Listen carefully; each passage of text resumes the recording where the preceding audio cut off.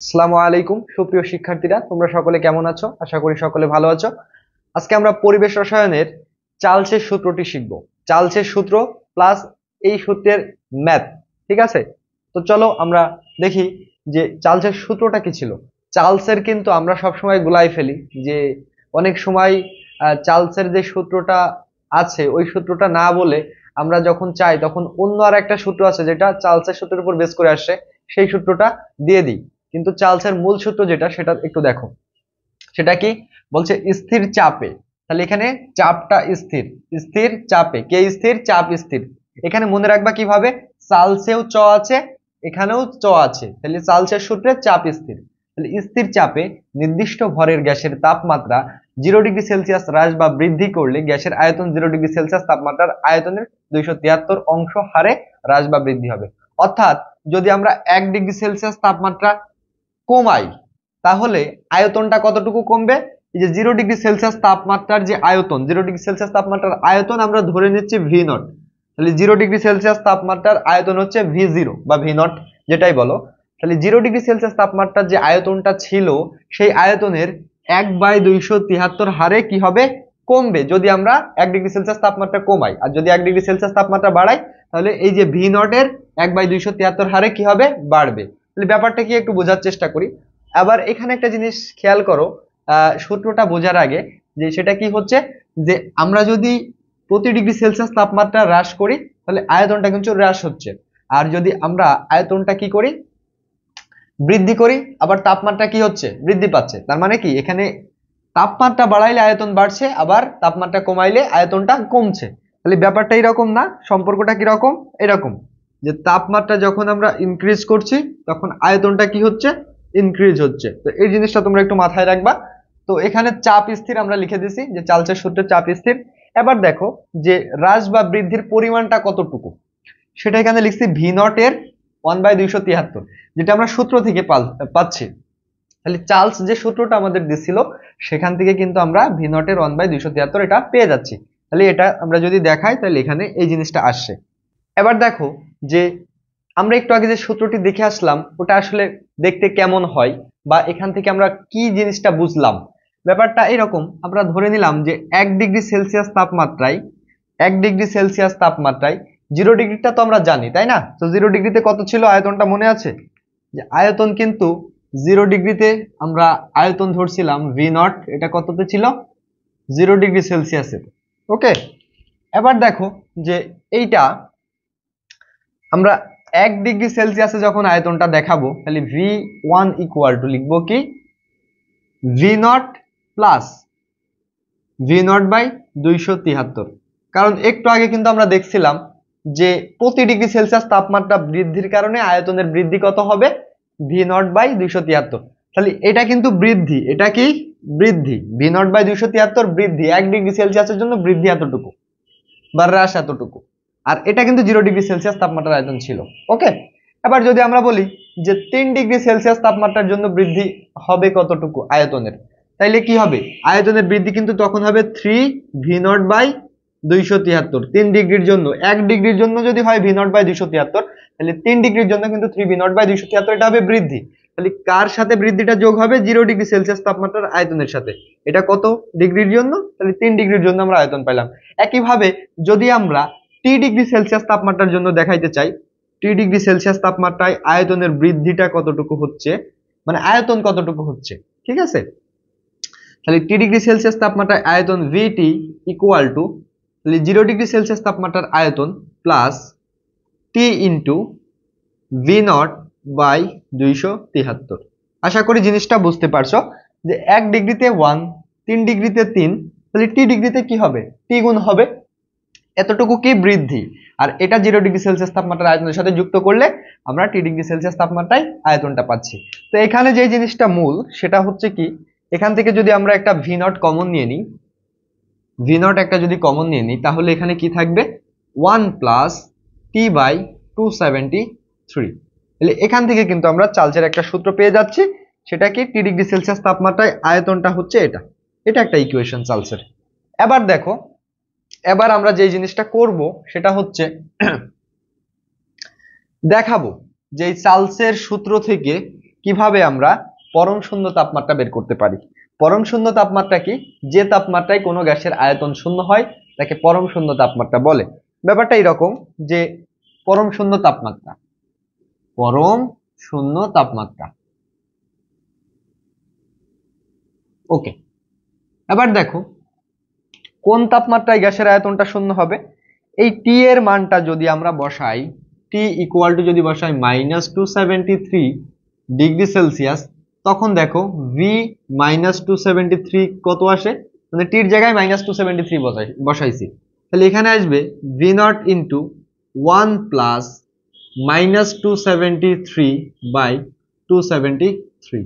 সেখান থেকে যদি তুমি ক্যালকুলেশন করো, এখান থেকে পাবা ভি নট থাকলো 1 মাইনাস, যেহেতু 273 কেটে গেল আর মাইনাসে প্লাসে মাইনাস, তাহলে এখানে কত আসবে আমাদের 1।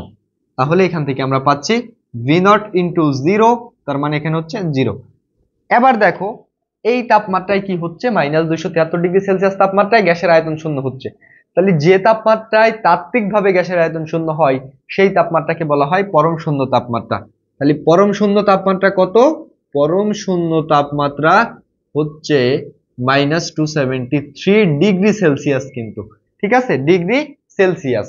এখানে তাত্ত্বিকভাবে কেন বলছি, এর কারণ হচ্ছে আসলে গ্যাসের আয়তন বাস্তবে শূন্য হয় না। গ্যাসের আয়তন মনে করো -273 ডিগ্রি সেলসিয়াস তাপমাত্রা নেওয়ার আগেই গ্যাসটা তরলে পরিণত হয়ে যায়। হ্যাঁ, তাহলে এই তাপমাত্রাটাকে আমরা কি বলছি? পরম শূন্য তাপমাত্রা।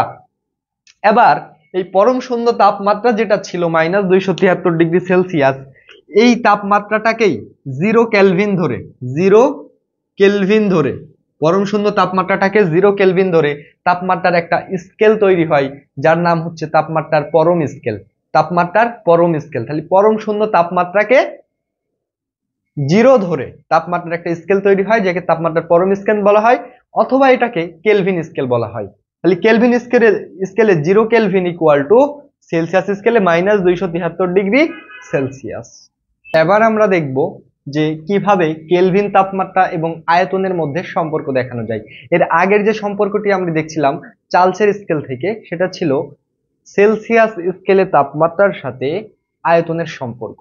এবং সেই সম্পর্কটা কি ছিল আমরা একবার লিখে ফেলি, সেখান থেকেই মূলত আমরা এখানে আসব।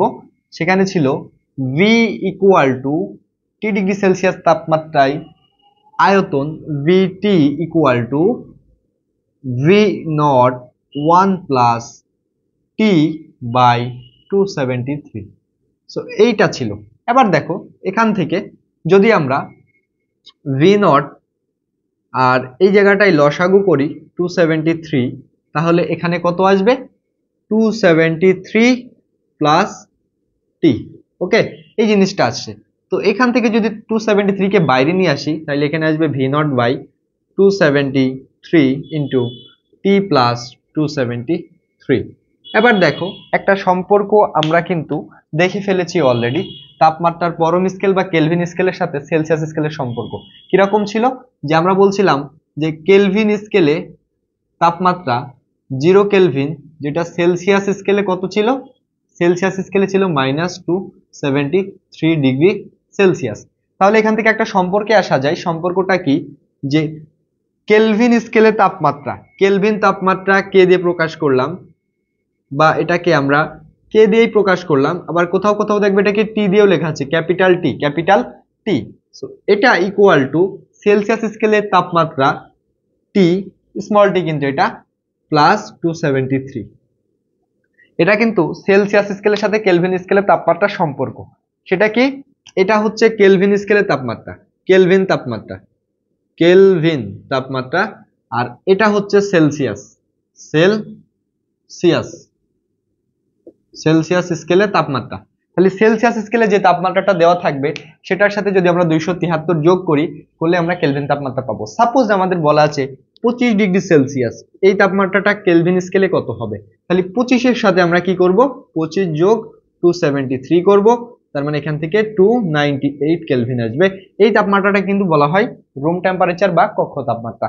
ঠিক আছে, তাহলে এখানে একটা জিনিস খেয়াল করো তো, এই যে টি প্লাস 273, এই জায়গাটাই কিন্তু আমরা লিখতে পারি ভি নট বাই 273 ইন্টু, এই জায়গাটাই কিন্তু আমরা কেলভিন তাপমাত্রা লিখতে পারি। টি, ঠিক আছে। এই টিটা কিন্তু কেলভিন তাপমাত্রা, টিটা কি কেলভিন তাপমাত্রা।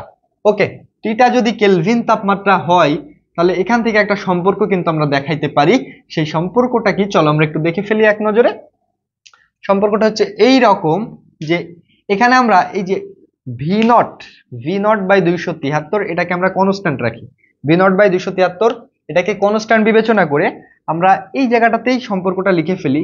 vt ইকুয়াল টু লিখতে পারি, যেহেতু সমান, এটা হচ্ছে কনস্ট্যান্ট, তাহলে এখানে একটা সমানুপাতিক চিহ্ন আমরা দিতে পারি, ইন্টু টি দিতে পারি। দেখো তো এটা দেওয়া যায় না?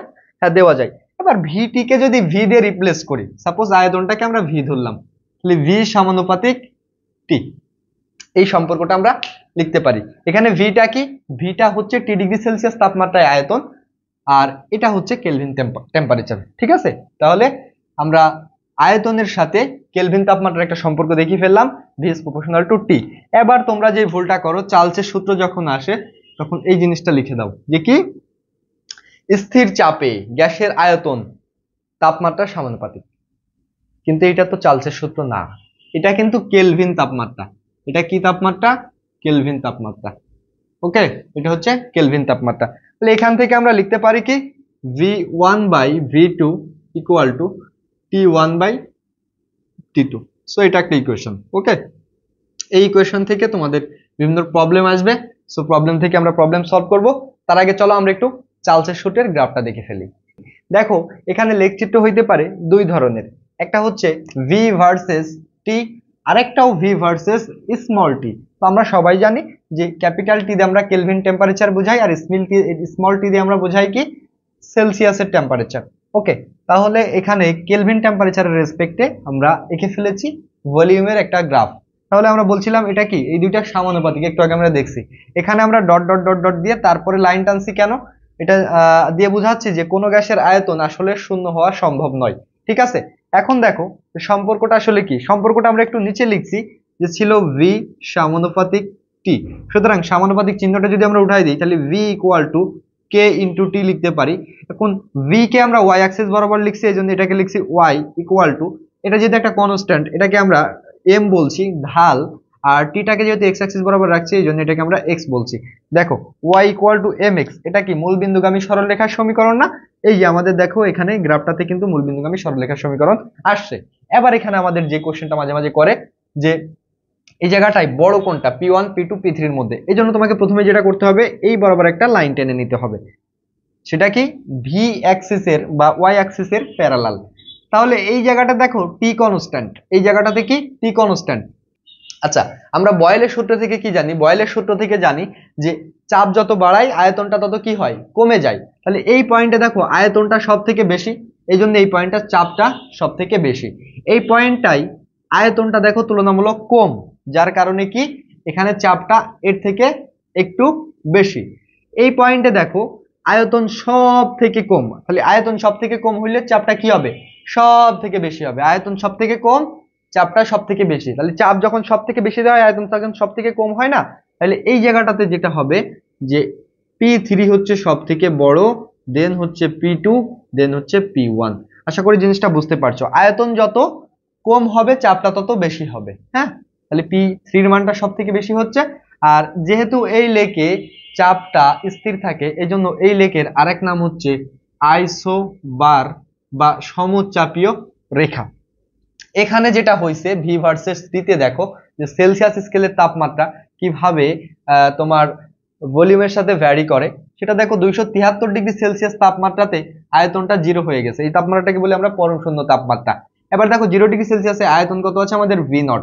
সো এই গ্রাফটা হবে কি এইরকম দেখতে অনেকটা। হ্যাঁ, তো চার্লসের সূত্রের খুঁটিনাটি এই পর্যন্তই ছিল।